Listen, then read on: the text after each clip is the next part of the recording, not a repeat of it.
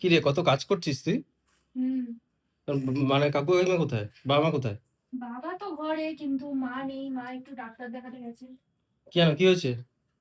এই normal routine checkup আর তো কি। কি রান্না করলি দেখা?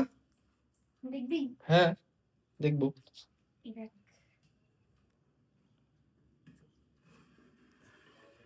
মানে আজকে আমার মামা আর দিদাও আসছে। বাট হাড়ির মধ্যে ফ্রাইড রাইস করেছিস কেন, কড়াই ছিল না? অত বড় কড়াই আমাদের নেই তো। ও, তো হাড়ির মধ্যে আজকে নাড়াতে আমার পারলি? হ্যাঁ, ও, কি বলছিস, কে আসবে?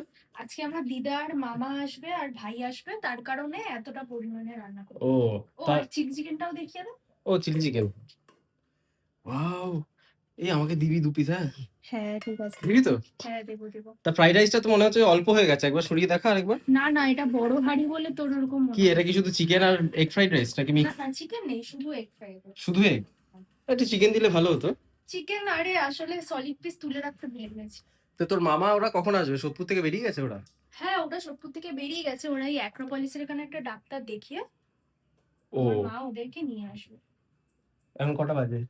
এখন তো 1টা বাজে, তাহলে ওদের খেতে খেতে তো 2টো। তো আর একটু পরে বসাতে পারতি, না, তাহলে ঠান্ডা হয়ে যাবে। ওরা তাড়াতাড়ি চলে যাবে, ওরা বেশিক্ষণ বসবে না, তার কারণেই তাড়াতাড়ি রান্নাটা করে নেওয়া আর কি। ও আচ্ছা আচ্ছা, এই বিষয়। হুম। ভালো, ঠিক আছে, তাহলে আমাকে দিবি কিন্তু 2 পিস, হ্যাঁ? হ্যাঁ ঠিক তোর আছে। মামা আর তোর মামি আসার আগে আমাকে 2 পিস দিয়ে দিবি, নাহলে ওদের সামনে তো চাইতে পারবো না, লজ্জা লাগবে, বুঝেছিস? বাবা, লজ্জা লাগার কি আছে, নাটক যত সব। মানে, তো বলবে যে আমরা এসছি তা সত্ত্বেও চাইছি যে আমাদের ঘরে রান্না হওয়া তো সত্ত্বেও।